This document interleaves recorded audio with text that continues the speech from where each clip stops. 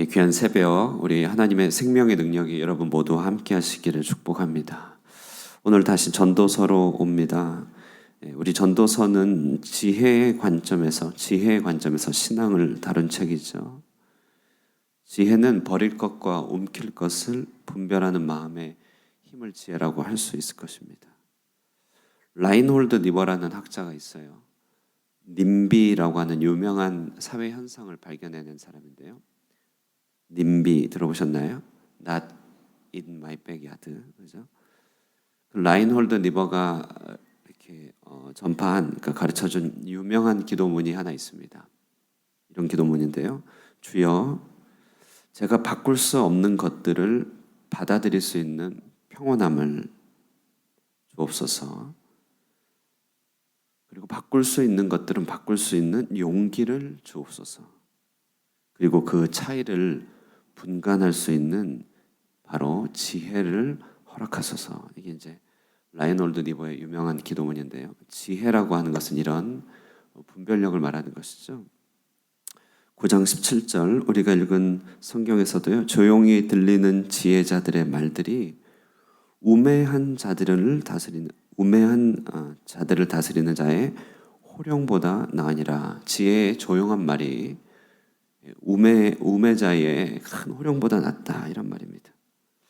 전도서는 바로 이런 분별력에 대해서 계속 가르쳐 주려고 하고 있죠. 이를 위해서 오직 세상을 붙들 수 있는 존재는 내 자신이 아니고 하나님이다, 이런 것을 전달하고 있는데요. 오늘 9장 전체를 한번 묵상할까 합니다. 1절 상반절에 큰 이제 대요를 말하고 있습니다. 전도자의 결론을 얘기하고 있는데요. 이 모든 것을 내가 마음에 두고 이 모든 것을 살펴본즉 의인들이나 지혜자들이나 그들의 행위나 모두 다 하나님의 손 안에 있으니, 이렇게 말하고 있는 것이죠. 이 모든 것들이 분별할 수 있기 위하여 그 모든 것이 하나님 손에 달려 있다는 사실을 깨닫게 되는 것, 그것이 전도자의 결론이라고 하는 것입니다. 자, 그러면 이제 이런 지혜는 어떤 경로를 통해서 오게 되는지 9장 이제 2절부터 쭉 얘기하는데요. 이런 분별의 지혜는 어떤 경로를 통해 오게 되는가? 먼저 보시면 인생에서 가장 확실한 한 가지 사실을 인지하는 데서부터 지혜가 출발하는 것입니다. 그 가장 확실한 한 가지 사실은 사람이 죽음을 피할 수 없다고 하는 사실이죠. 2절 상반절 보실까요? 모든 사람에게 임하는 그 모든 것, 이렇게 얘기하고 있습니다. 오늘 11절 말씀을 보더라도요. 11절 하반절에 이는 시기와 기회는 그들 모두에게 임함이니라, 이렇게 말하고 있는데 그것이 무엇을 말하는가 봤더니 12절에 바로 때로는 재난의 그물과 같이 새를 잡아채는 올무와 같이 임하는 그런 마지막 날을 말하고 있는 것이죠. 죽음이라고 하는 것은요, 선한 자, 악한 자, 깨끗한 자, 그렇지 않은 모든 자에게 임하고 있다고 오늘 2절에 보고하고 있죠. 남녀 노유를 불구하고 죽음을 피할 수 없다. 이 죽음은 살아있는 모든 자를 분노하게 합니다. 당황시키고 거기에다가 선인과 악인을 차별하지 않고 임하게 하는 이 죽음은 심히 야속한 것입니다. 전도자는 그래서 이 죽음을 일컬어 3절에 말하기를 이 죽음은 모든 일 중에 악한 것이다, 이렇게 얘기하고 있습니다. 예외가 없기 때문에 그 임하는 방식도 참 악하고 항상 불청객이다, 이 말이죠. 죽음은 정말 그 앞에서 우리 모두는 꼼짝 못합니다. 죽는 것이 두렵고 죽음은 불청객으로서 예외 없이 다가오기 때문에 그렇습니다. 그러나 이것이 지혜의 관문이라고 하는 이유는 죽음을 생각할 때야 도리어 많은 것을 준비할 수 있게 되기 때문에 그렇죠. 하나님 앞에 설 준비, 또 좋은 마지막을 거둘 준비, 게다가 인생의 한계를 인정하고 그리고 천국에 들어갈 준비를 죽음을 생각할 때만 할 수 있는 것입니다. 그런 의미로 언젠가 전도서를 말씀드리면서 여러분에게 이렇게 전했듯이요, 죽음은 언제든지 삶을 위한 최고의 해독제다. 모든 집착과 사슬이 끊기는 날이 있다면 죽음의 날이죠. 죽음의 날. 그리고 죽음을 생각하면 그런 내려놓음을 앞당길 수 있다는 것입니다. 저희 선배 목사님 중에 예전에 크게 방황하셨던 분이 계십니다. 잘 놀고 항상 염색하고 다니고 정말 방황하셨어요. 신학과 선배님이셨는데 내일이 없는 듯이 그렇게 사셨던 분이 있는데 시간이 지나 이제 그 아는 친구 목사님, 그 친구 목사님을 저하고 아는 사이인데요. 그 친구 목사님이 그분을 찾아갔어요. 그런데 이제 목회를 아주 그럴듯하게 잘하고 계신 것입니다. 다시 찾아간 그분에게 친구가 조금은 개고진 마음으로 야, 어떻게 이렇게 달라졌냐 이렇게 했는데 그분이요 정색을 하시면서 하는 말이 그 사람 이미 죽었습니다. 딱 이랬다는 거예요. 더 이상 할 말이 없고 숙연해져 가지고 돌아오셨다고 해요. 자, 여러분 우리가 예수를 믿는다는 것은 언젠가 죽게 될 운명을 내 현재로 가져오는 것이죠. 그래서 하나님 앞에서 늘 대적하고 하나님을 거스르고 하나님을 이렇게 마주하고 하나님을 피하게 되는 내 마음을 그 내 마음과 현실에 사형 언도를 내리는 것입니다. 십자가를 내게 가져오는 것이에요. 그 사람 나 죽었습니다라고 사람들 앞에 얘기할 수 있게 되는 것 그것이 우리 신자 아니겠습니까?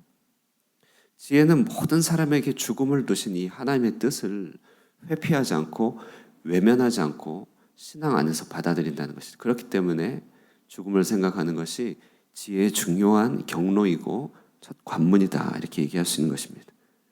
자, 그럼 지혜의 경로 두 번째는 무엇인가? 오늘 본문 봤더니요. 그렇기 때문에 이제 살아있음을 감사히 여기는 마음에서 지혜가 온다. 4절에 말합니다. 4절로 한번 읽어볼까요? 읽겠습니다. 시작. 모든 산자들 중에 들어있는 자에게는 누구나 소망이 있음은 산개가 죽은 사자보다 낫기 때문이니라. 예. 산자들 중에 들어있는 자의 번역이 좀 어려운데 어몽이죠. 어몽. 그러니까 산자들이 소망이 있음은 말하기를 산개가 죽은 사자보다 낫다. 아주 충격적인 화법이죠. 살아있다는 것이 얼마나 소중한 것을 드러낼 때 개가 죽은 사자보다 낫다. 우리가 보통 개는 안 좋은 표현으로 쓰는데요. 그래도 죽은 사자보다 낫다 이 말입니다. 살아있다는 것은 기회가 남아있다는 말이기 때문에 그렇죠. 심지어 죽음을 두려워하고 그것을 생각하는 그것조차도 내가 살아있기 때문에 그런 것입니다. 오늘 지혜자가 전해주는 단순한 적용은 그래서 살아있는 동안에 오늘을 즐거워하라 말하고 있습니다. 7절입니다. 7절. 이것도 한번 읽어보겠습니다. 시작. 너는 가서 기쁨으로 내 음식물을 먹고 즐거운 마음으로 내 포도주를 마실지어다. 이는 하나님이 내가 하는 일들을 벌써 기쁘게 받으셨음이니라. 우리의 즐거움과 하나님이 분리되지 않죠. 그러므로 가서 이런 표현을 써요. 여러분이 그러므로 가서는 예수님이 부활 승천하실 때 대위임령으로 제자들한테 주실 때 화법입니다. 그러므로 가서 너희는 제자를 삼고 아버지와 아들과 성령의 이름으로 세례를 주고 이와 같이 어떤 어미가 있는 명령인데 그러므로 가서 뭐 하라고요? 가서 즐거워하라. 즐거워하라. 음식을 먹고 음료를 마셔라. 먹고 마셔라. 그만 금식해라. 그러니까 그만 이렇게 힘들어해라. 이런 말입니다. 다윗이 밧세바 간음을 하고 나서 첫 아이가 생겼을 때였죠. 그는 하나님의 징계 앞에서 크게 두려워하면서 금식하며 울며 기도했습니다. 한참을 기도하다가 웅성웅성 거리는 소리를 듣고 일어났죠. 무슨 일이냐 신하들한테 물어봤더니 신하들이 쭈뼛쭈뼛하면서 얘기합니다. 그래서 얘기해라 했더니 아이가 죽었습니다. 이렇게 얘기합니다.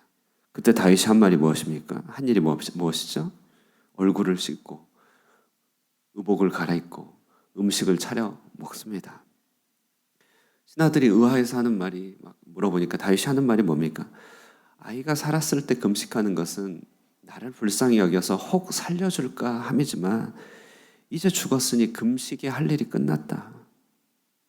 그러면서 하는 얘기가 다시 돌아오지 않을 아이를 위하여 내 살아있음을 그러니까 일컬어 말하기를 내 살아있음을 축내지 않겠다. 지금 살아있음에 집중하여야 한다. 그래서 밧세바를 이제 위로하죠. 살아있는 밧세바를 위로하고 동침하여 새로운 산자를 얻습니다. 그 이름이 솔로몬이죠. 하나님이 그 아이를 너무 기뻐하셔서 그 이름을 여디디야 이렇게 붙여요. 여디디아, 사랑한다. 오늘을 살아있음으로 채우는 것이 이렇게 중요한 것입니다. 우리의 없음이 우리의 있음을 촉내지 않도록 해야 한다는 것이죠. 다시 돌아오지 않을 것을 위하여 생을 촉내는 것은 지혜의 정반대편에 있는 것입니다. 과거에 놓친 것들, 잃어버린 것들, 빼앗긴 것들로 인하여 내 살아있음과 현재와 오게 될 기회를 낭비하는 것은 그것은 지혜가 아니고 하나님을 대적하는 것입니다.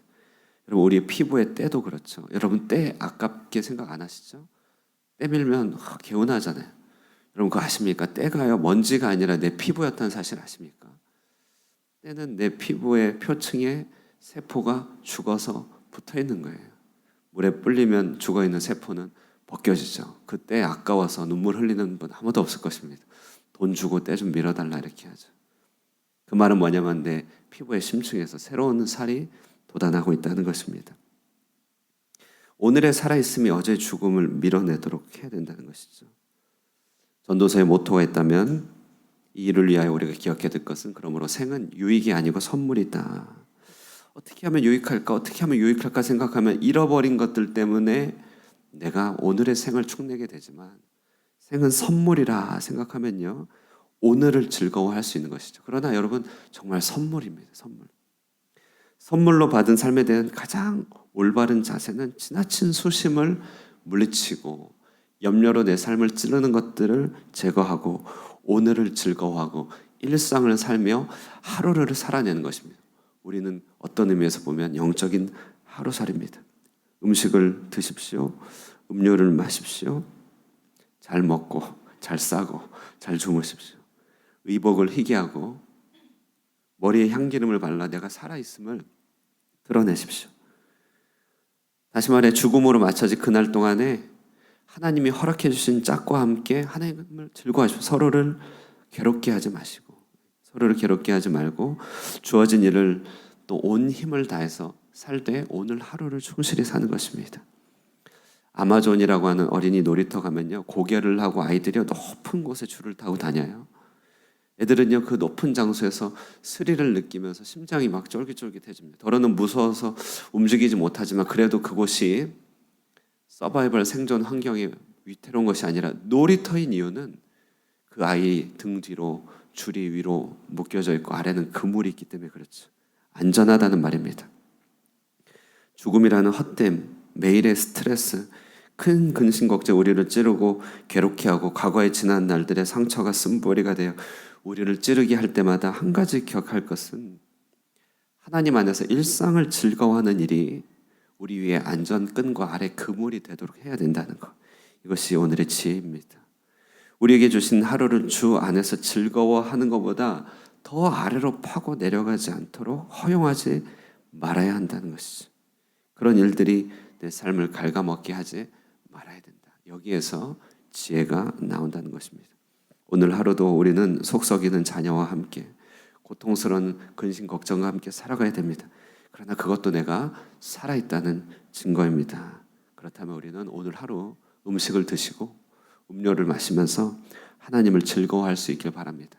혹 필요한 것이 있다면 금식을 하시면서 주님께 구할 수 있겠지만 그러나 없는 것이 나의 있음을 상쇄하지 않도록 축내지 않도록 주의하시며 하나님을 기뻐하실 때 하나님도 우리 삶을 여디디아 크게 사랑하시고 함께하여 주실 줄 믿습니다. 기도하겠습니다. 은혜와 생명 되신 우리 하나님 아버지, 죽을 수밖에 없는 우리 인생들입니다.